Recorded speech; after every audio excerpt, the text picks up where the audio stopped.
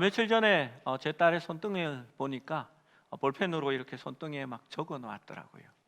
뭔지 여러분도 잘 아시죠? 저도 옛날에 많이 그렇게 했습니다. 준비물들, 잊어버리면 안 되는 것들을 손등에 적어서 집에 가서 이렇게 씻기 전에 보고 먼저 챙겨 놓곤 했습니다. 내 딸도 똑같은 일을 하더라고요. 여러분은 꼭 잊지 말아야 할 것을 생각할 때 어떻게 하십니까? 저는 건망증이 갈수록 심해지는 것 같습니다. 가끔씩은 아파트 지하 주차장에 차를 어디 세웠는지를 잊어버려서 이렇게 헤매고 다니는 적도 있습니다. 더 심각한 문제는 집 앞에 서서 이렇게 현관문 키락을 누를 때 이게 보통은 무의식적으로 이렇게 속속속 눌러집니다. 근데 한 번 이게 틀려서 꼬이면 우리 집 번호가 어떻게 되지? 하면서 순간 멍해집니다. 그때는 대문 앞에 서 있으면 안 되고 뒤로 한 5m쯤 나와서 한 바퀴 이렇게 돈 다음에 다시 서면 기억이 납니다. 여러분, 정말 중요한 일이 있는데 이게 잊어버리지 말아야 한다 하면 어떻게 하십니까? 우리가 제일 많이 쓰는 방법은 자주 이야기해 주는 겁니다. 그래서 아이들에게 늘 얘기하죠. 공부해라, 공부해라. 뭐하니 공부해야지. 근데 이게 별로 좋은 방법은 아닌 것 같습니다. 조금만 하면 잔소리처럼 들리기 때문이지요. 그래서 때로는 집에 이렇게 새겨놓거나 글씨를 둡니다. 제가 자라날 때 제 방에 있었던 글귀는 이렇게 한자로 이렇게 적은 적수성해라는 붓글씨가 적혀져 있었습니다. 물방울 적자, 물숫자, 이룰 성자, 바다 해자. 물방울들이 모여서 바다를 이룬다, 이런 뜻입니다. 그러니까 조그만 시간이라도 버리지 말고 열심히 해라. 그러면 그게 바다가 된다, 뭐 이런 내용인 것 같습니다. 또 잊지 않고 기억하는 방법은 이벤트를 하는 겁니다. 우리 하나님은 제가 지난번에도 얘기했듯이 이벤트의 하나님이라고 했지요. 6월절도 이벤트입니다. 해마다 똑같은 일을 예루살렘으로 모여와서 온 가족들이 함께 모여서 그 6월절의 행사를 진행합니다. 진행하면서 왜 무교병을 먹어요? 왜 딱딱한 빵을 먹어야 돼요?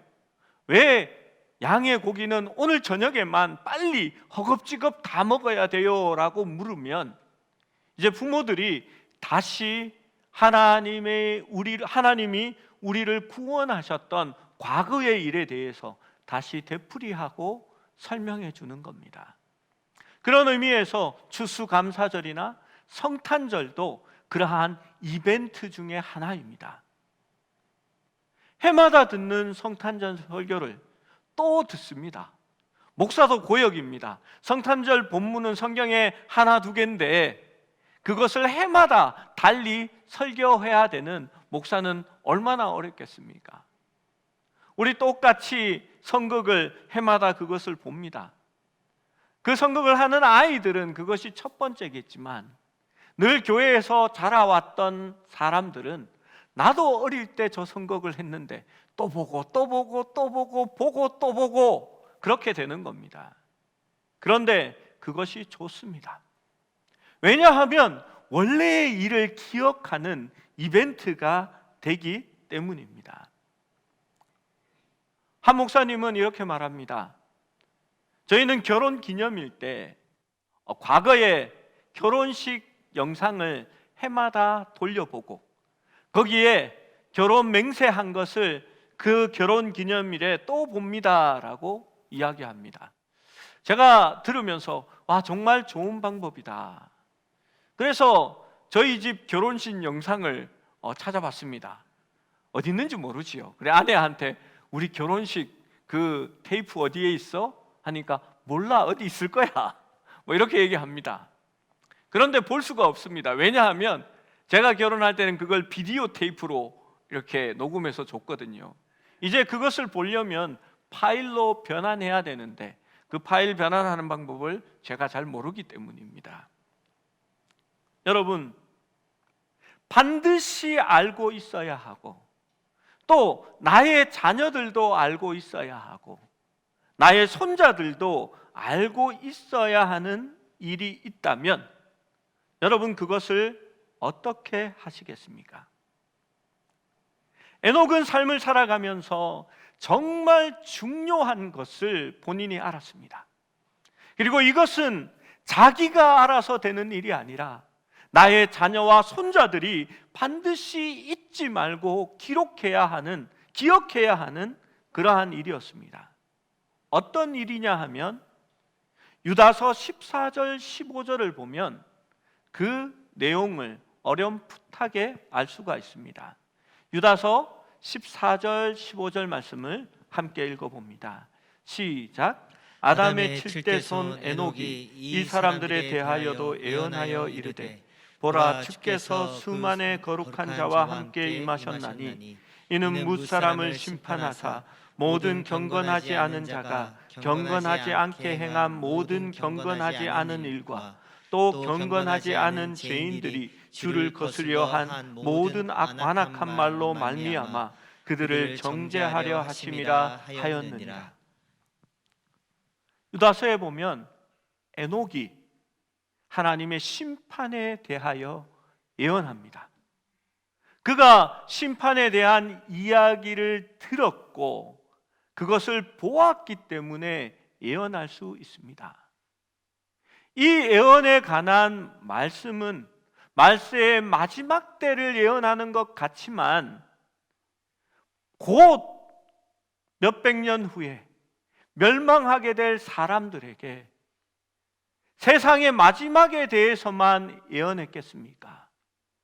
눈앞에 닥쳐진 심판, 그 심판에 대하여 이야기하고 그 심판이 또 한 번 마지막 때 일어날 일에 대하여 예언했으리라고 저는 생각합니다. 왜냐하면 성경의 예언들이 보통 그렇게 적혀져 있기 때문입니다. 에녹은 마지막 심판 때에 심판을 예언하고 또 다가올 홍수의 심판도 보았을 것입니다. 그리고 그 심판의 내용을 자기 자식과 자기 손자가 잊어버리지 않게 기억할 수 있기를 원했던 것입니다. 성경은 에녹이 무두셀라를 낳고 하나님과 동행했다라고 말합니다. 무두셀라를 낳은 것이 무언가 의미가 있다는 것입니다. 여러분, 무두셀라의 의미가 무엇냐 하면요, 무두는 고대어로 사람을 뜻합니다. 셀라는 죽음의 강이라는 뜻입니다. 여러분, 죽음의 강의 사람이라는 말은 다가올 심판을 의미하는 것 같지 않습니까? 인류를 멸망시킬 물이 범람하고 차올라 흘러가는 모습은 마치 죽음의 강물이 흘러 들어오는 것처럼 느껴졌을 것입니다. 여러분, 흥미로운 사실은 진짜 죽음의 강의 사람이 죽던 그날부터 홍수가 시작된다는 사실입니다. 여러분, 도표를 한번 보십시오. 보시면 이게 무슨 의미냐 하면요, 에녹이 65세에 무두셀라를 낳습니다. 22절에 기록되어 있죠. 무두셀라는 187세에 라멕을 낳습니다. 26절에 적혀져 있고요. 그 다음 라멕은 182세에 노아를 낳습니다. 노아가 600세 되던 해에 홍수가 납니다. 그러면 이제부터 산수입니다. 이걸 더하면 이렇게 알 수 있겠죠. 187 더하기 182 9, 6, 300 69. 틀려도 할 수 없습니다. 플러스 600을 하면 969가 나옵니다. 맞죠? 여러분, 이것을 보시면 무드셀라가 죽던 해에 홍수가 시작되고 있는 겁니다. 그리고 하나를 보시면 에녹은 죽지 않고 365세 때에 승천합니다. 그리고 이때는 무드셀라가 300세 되는 해이고 라멕이 113세입니다. 노아는 아직 태어나기 전입니다. 분명히 에녹은 마지막 심판이 자기의 자녀와 관계되었다라는 것을 예언으로 본 것 같습니다. 그리고 그 아들이 죽으면 세상의 심판이 시작될 것이다라는 것을 알고 있었고 그 심판을 준비하기 원했습니다. 그러면 이제 숙제가 있습니다. 정말 잊어버리지 말아야 하는 것, 무엇보다도 중요한 사실을 에녹이 알게 되었습니다. 그는 세상에 나가서 예언하며 심판에 관하여 이야기했습니다. 그러나 그 시간에 대하여 자녀들에게 알려주기 원했습니다. 여러분, 에녹은 그 자기 자녀의 이름에 하나님의 말씀을 새기는 것입니다. 지금 태어난 나의 아들 무드셀라가 죽으면 홍수의 심판이 시작될 것이다. 그것을 잊지 말아야 하고 라멕도 기억해야 하며 무드셀라도 기억해야 하고 그의 자녀들, 손자들도 그것을 기억해 주기를 원했던 것입니다. 그래서 자신의 아들의 이름을 죽음의 강의 사람이라고 지어 놓았습니다. 그리고 그때부터 에녹은 하나님과 동행하기 시작했다라고 성경은 기록합니다. 여러분, 자녀의 이름은 늘 좋은 이름으로 지으려고 노력하지 않습니까? 저희 교회 이름을 짓습니다. 제가 여러 생각을 합니다. 동행교회, 여기 고덕천이 흐르는데 고덕천 교회는 있으니까 이렇게 햇빛이 반짝반짝할 때 이렇게 여울이 지더라고요. 은여울 교회. 뭐 이렇게 지나가다가 믿음이 최고지, 믿음교회. 믿음교회? 동행교회? 뭐 이렇게 여러 가지 이름들을 붙여봅니다. 여러분, 자녀의 이름을 지을 때도 그렇게 하지 않았습니까? 후보 20, 30개 중에 그 중에 최고 좋은 걸 하나 고르려고 했을 겁니다. 며칠 전에 저희 딸이 와서 아빠, 나 이름 바꾸면 안 돼? 이렇게 얘기했습니다. 저는 제 딸의 이름이 참 마음에 듭니다. 제가 지었거든요. 두루주자, 넘칠 연자. 두루, 넘친다라는 뜻입니다. 자기에게서 충분히 만족하는 것이 아니라 두루 넘쳐서 다른 이들에게 도움이 되고 그것이 흘러나가라고 그렇게 신경 써서 지어줬건만 이 녀석이 이름을 바꾸겠다라고 합니다. 왜 바꾸려고 하는데? 했더니 첫째, 큰오빠랑 이름이 너무 비슷하답니다. 주연아 하면 큰 방에, 이쪽 방에서 큰 녀석도 네 아빠 이렇게 나오고 저도 깜짝 놀라면서 아빠 나 불렀어요? 이렇게 된다는 겁니다. 그래서 이름을 바꾸겠답니다. 제가 이렇게 대답했습니다. 아예 성도 바꾸지 그래. 그랬더니 이 녀석이 성도 바꿀 수 있어요? 나 그럼 바꿀래요. 그럼 아버지를 바꿔야죠.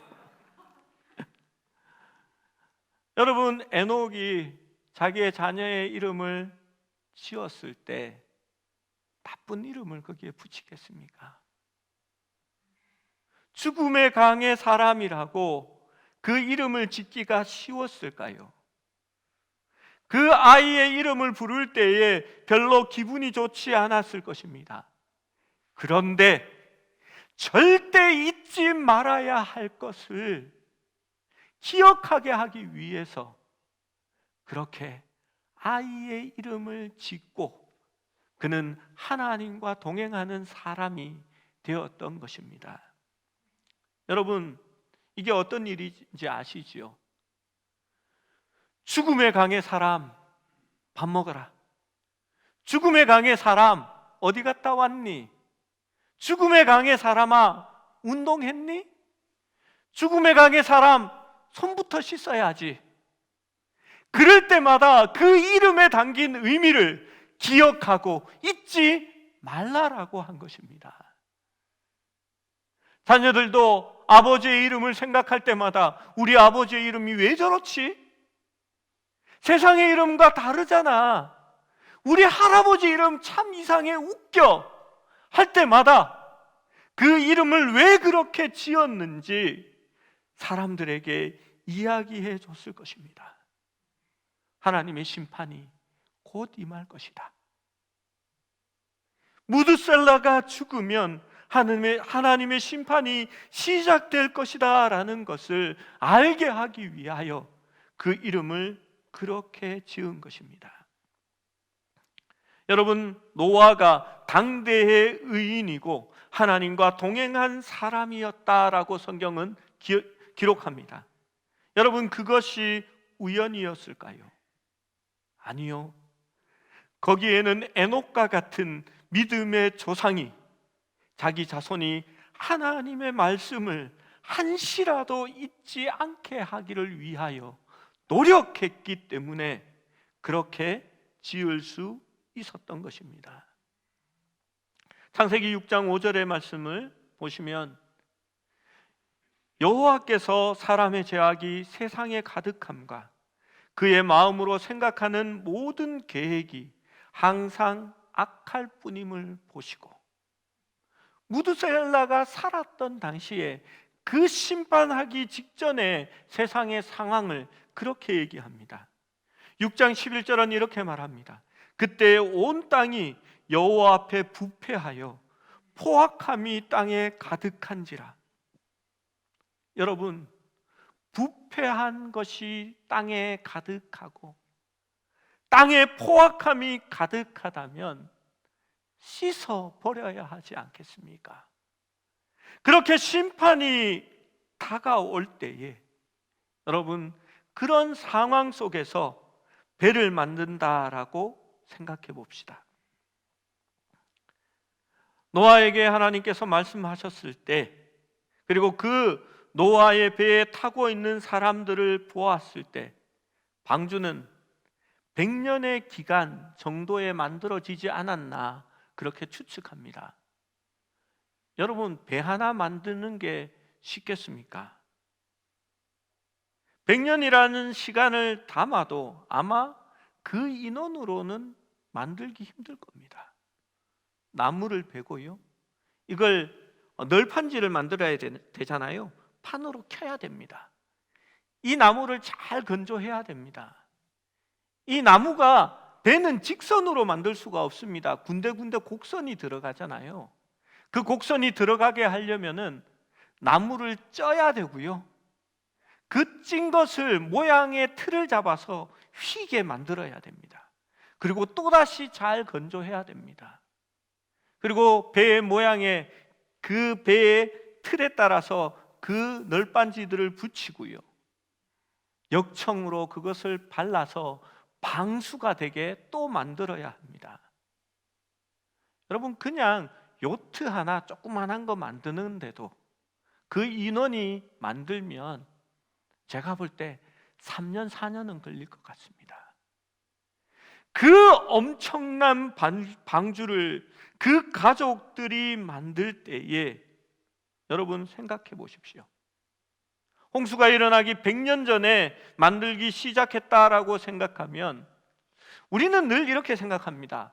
여기 왜 아이들 노래에도 있잖아요. 노아 할아버지 배를 만든다 뚝딱 뚝딱. 할아버지 혼자 배를 만들고 있는 모습을 그립니다. 여러분, 절대 그렇게 할 수는 없습니다.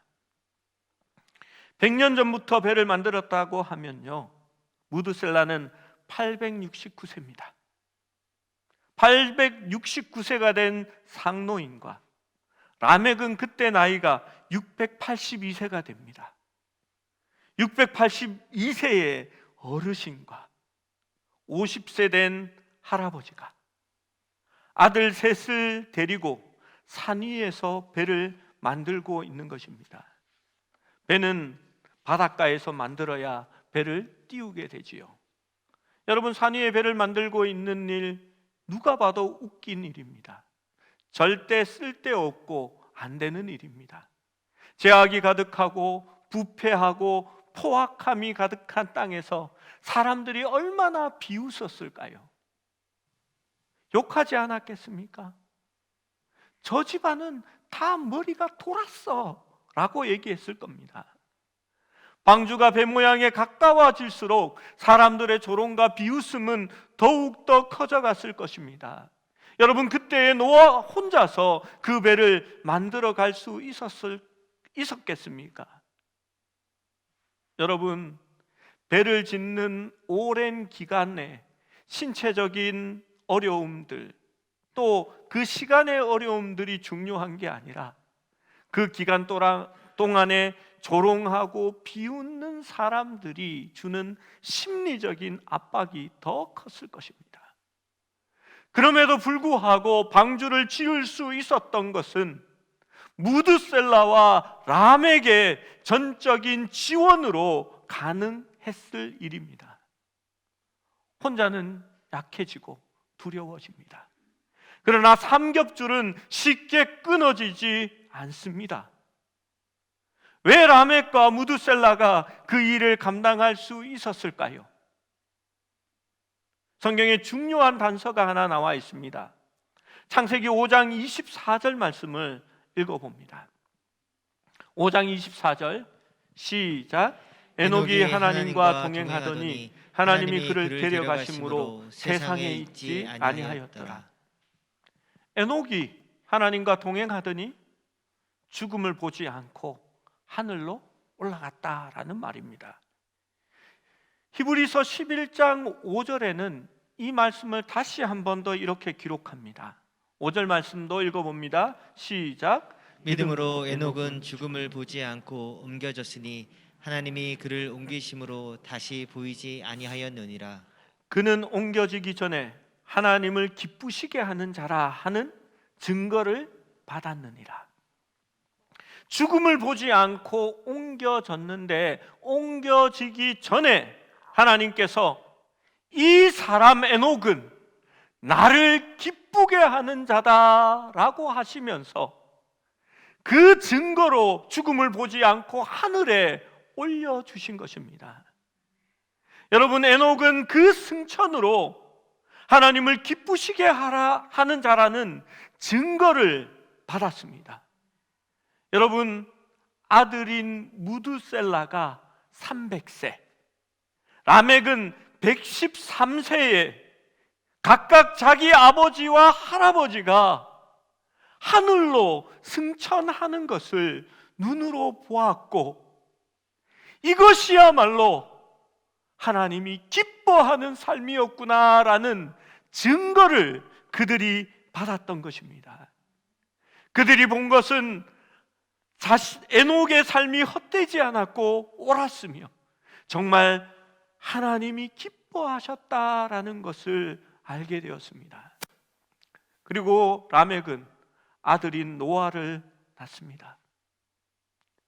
하나님의 말씀을 자기의 이름으로 간직하고 있던 무드셀라도 이제 그 손자 노아에게 믿음의 삶을, 하나님의 말씀을, 그 예언을 깨닫게 했어야 했을 것입니다. 그들은 노아에게 하나님과 동행하는 삶을 분명히 일러주고 하나님이 그것을 얼마나 기뻐하시는지를 깨닫게 해 주었을 것입니다. 라멕은 홍수 5년 전에 죽음을 맞습니다.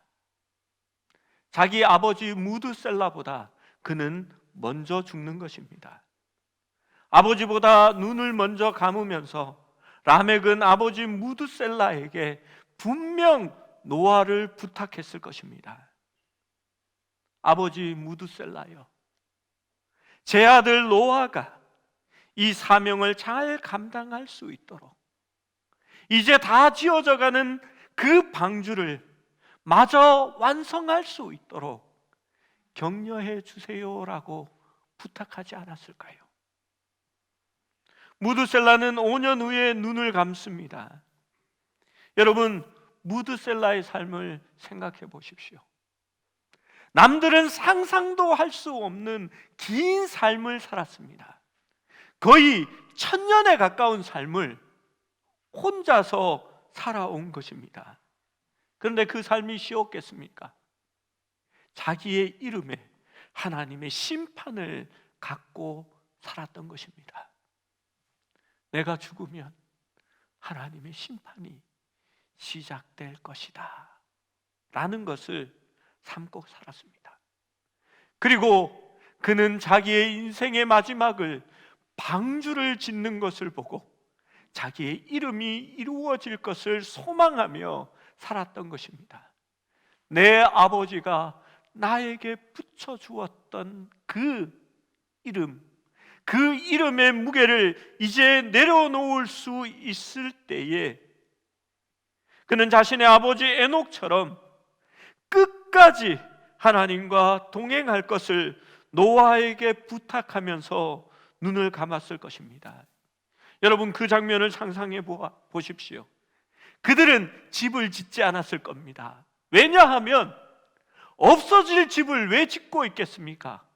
그들은 방주 한켠에 자기의 보금자리를 마련하고 아마 그 방주 한켠에서 무드셀라가 죽음을 맞이했을 거라 저는 생각합니다. 무드셀라가 눈을 감자 심판의 검은 먹구름이 하늘에 가득하고 하늘에서 비가 떨어지기 시작합니다. 진짜 죽음의 강물이 차올라 흐르기 시작하고 그 강물은 세상을 삼킬 것처럼 이제 흘러갑니다. 그러나 믿음은 에녹에서부터 무드셀라로, 라멕 그리고 노아에게로 대를 이어 흘러가고 있었던 것입니다. 여러분, 신명기 5장 6장 6절에서 9절 말씀을 읽어봅니다.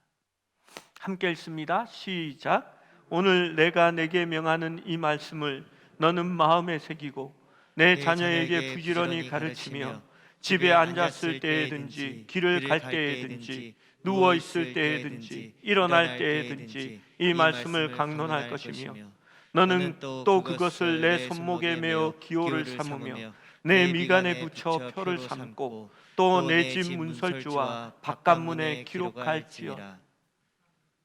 여러분, 에녹에게만 그 숙제가 있었던 것은 아닙니다. 하나님은 우리에게도 똑같은 숙제를 주셨습니다.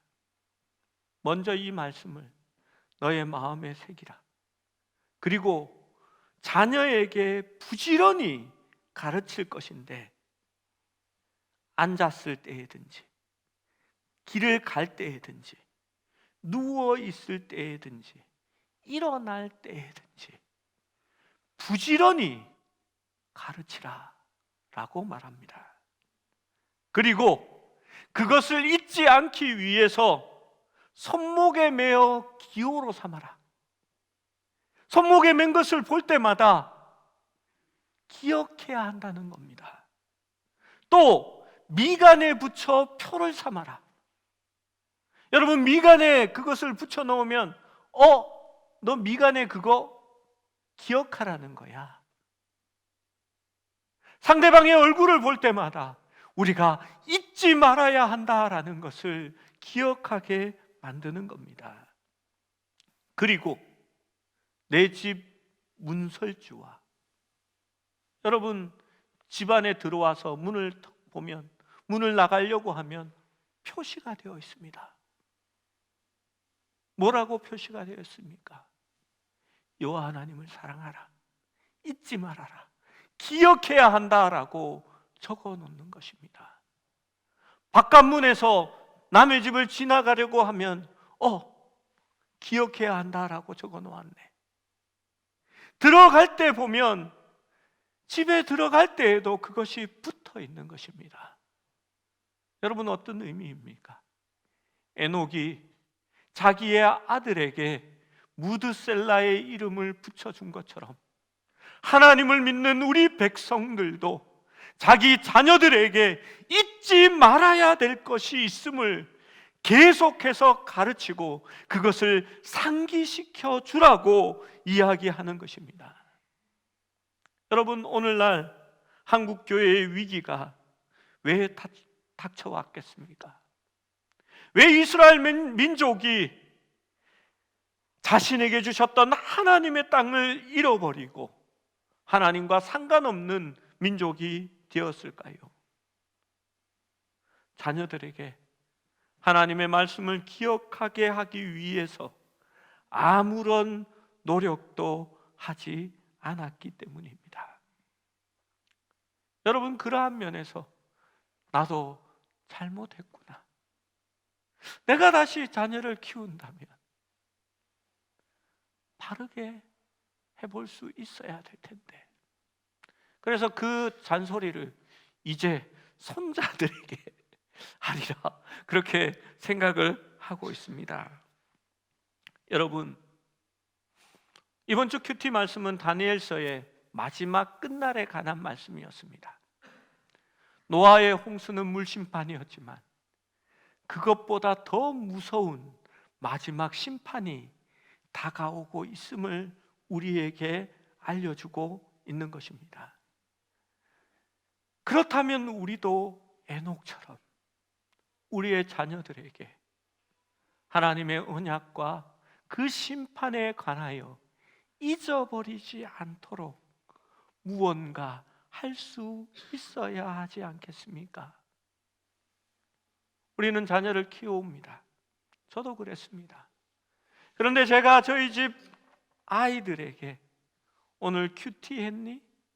성경 말씀 읽었니? 라는 그 말보다는 공부 열심히 했니? 단어 외웠니를 물었던 아버지입니다. 우리도 에녹 때와 같이 하나님의 심판이 다가올 말세를 살아가고 있습니다. 그리고 그 에녹의 자녀들이 하나님의 방주를 지었던 것처럼 우리도 세상을 구원할 하나님의 방주 교회를 세워 나가고 있습니다. 우리의 세대가 끝나면 우리의 자녀들이 하나님의 교회를 이어받고 이 교회를 세워 나가야 할 테인데, 여러분, 주일학교 인원은 점점 더 줄어들고 있고 여러분의 자녀들 중에 대부분이 교회를 떠나 교회를 나오지 않고 있는 상황이 되었다는 것입니다. 여러분, 우리들도 우리가 먼저 하나님과 동행하는 사람이 되어야 하고 또 자라나는 다음 세대에 하나님의 말씀을 그들 속에 새겨주고 언제나 기억할 수 있게 만드는 부모가 되어야 할 줄로 믿습니다. 대를 잇는 믿음의 가정은 그 선조들의 지지와 격려가 있었기 때문입니다. 여러분, 시험 기간에 아이가 교회에 가면 잘했다, 정말 대단하다, 부모가 격려하고 축복해 주십시오. 우리의 자녀 손자들이 믿음을 지키기 위하여 더 좋은 자리, 더 좋은 기회를 포기한다면 여러분이 지지하고 그들을 격려해 주십시오. 만약 여러분의 자녀가, 여러분의 손자가 목사가 되겠다, 선교사가 되겠다 하면 그 고생길 가지 말라고 말리는 것이 아니라 여러분이 아이들을 지지하고 축복해 주시기 바랍니다. 친구로 나간 선교사로 나간 제 친구가 있습니다. 너 후원교회가 있니? 하니까 후원교회가 없답니다. 어떻게 선교사역을 감당하니? 하니까 하나님의 기적을 매일 체험하고 있습니다. 이렇게 얘기합니다. 그리고 이렇게 말합니다. 부모 형제가 나를 후원합니다. 저는 어쩌면 그것이 가장 큰 후원인지도 모릅니다. 여러분, 목사와 선교사, 목회를 감당하는 모든 사람들이 생활이 버겁습니다. 그러나 부모와 형제가 지지하고 그들을 위해 격려하면서 그 목회 사역들을 감당해 나가고 있는 것입니다. 여러분, 딸이 목회자에게 시집 간다고 하면 절대 안 돼! 내 눈에 흙이 들어오기까지는 나는 반대야! 이건 반댈세! 하지 말고, 여러분, 내가 기도하고 지지해 줄게 라고 하면서 믿음의 길을 갈 수 있도록 여러분께서 도와주셔야 하는 겁니다. 여러분의 지지와 축복으로 믿음은 대를 이어 전달되어지는 것입니다. 그때 하나님께서는 우리의 가정들을 통해 일하시고 우리의 후손들을 통하여 하나님의 거룩한 교회를 세우시고 구원의 마지막 일을 감당해 나갈 줄로 믿습니다. 이제 말씀을 정리합니다. 라멕이 죽은 후에 5년 후에 무드셀라가 죽음을 맞이합니다. 왜 그렇게 오래오래 969세의 삶을 살았을까요? 창조과학회에서는 기후 때문에 그렇다라고 말합니다. 여러분, 그걸 과학으로 풀면 이해가 안 됩니다. 그러면 라멕도 더 살았어야 되지요. 기후가 더 좋았잖아요. 그럼 아담과 하와는 더 오래 살았어야 되죠. 왜냐하면 하나님이 처음 만드신 그때에 더 가까웠으니까요. 그런데 왜 유독 이 무드셀라만 그렇게 천년에 가까운 삶을 살았을까요? 여러분, 저는 하나님의 자비와 은혜 때문에 그렇다라고 생각합니다. 그의 이름에 죽으면 심판이 시작된다라고 했기 때문에 하나님은 더 기다리셨습니다. 믿는 백성들이 하나님께 돌아올 수 있기를, 회개하여서 돌이키기를 위해서 또 기다리고 기다리셨습니다. 그러면 무드셀라의 생은 또 길어지고 있는 것입니다. 그가 그렇게도 길었던 자기 인생의 마지막 숨을 내쉴 때에 무엇을 생각했을까요? 저는 그가 한 생각 중에 하나는 아버지 에녹을 기억했을 것이라 생각합니다. 평생 자기에게 그 엄청난 이름의 무게를 실어주었던 아버지, 그리고 자기의 믿음을 증명하기 위하여 죽지 않고 하나님께로 승천했던 그 아버지께로 이제 자기의 이름의 책임을 다하고 나도 아버지께로 돌아갈 수 있는 시간이 되었음을 감사했을 것입니다. 여러분, 또 한 가지 우리가 생각해야 할 것이 있습니다. 우리에게도 진짜 에녹과 같은 분이 2000여 년 전에 계셨습니다. 그분은 우리 주 예수 그리스도입니다. 정말 하나님과 마음이 합한 분이시고 선한 분이며 죄가 없으시고 하나님의 뜻대로 하나님과 동행하셨습니다. 그리고 예수님은 죽음에서 다시 부활하심으로 자신이 살아계신 하나님의 아들임을 보여주셨습니다. 그리고 우리에게 하나님의 교회를 세우고 세상을 마지막 심판에서 구원할 방주와 같은 교회를 맡겨 주셨습니다. 여러분, 그렇다면 우리도 그 약속을 감당할 수 있는 하나님의 백성이 되어야 하지 않겠습니까? 그렇습니다. 여러분, 이제 믿음에 동행하는 삶을 살아가기 원합니다. 여러분, 자녀들이 내 마음대로 되지 않습니다. 우리 집 애도 그런데요. 저 위에 앉아 있지만 좀 숨었습니다. 그러나 여러분, 더 노력합시다. 먼저 내가 하나님과 동행하는 사람임을 보여줍시다. 그리고 지금 교회를 떠나버린 우리 자녀들을 어떠한 수를 써서라도 하나님의 교회로 다시 불러들일 수 있는 여러분이 되셔야 합니다. 그것이 하나님이 기뻐하는 일이며 우리에게 맡겨주신 약속, 정말 잊지 말아야 하는 중요한 일임을 기억해야 되는 일임을 가르쳐 주는 것입니다.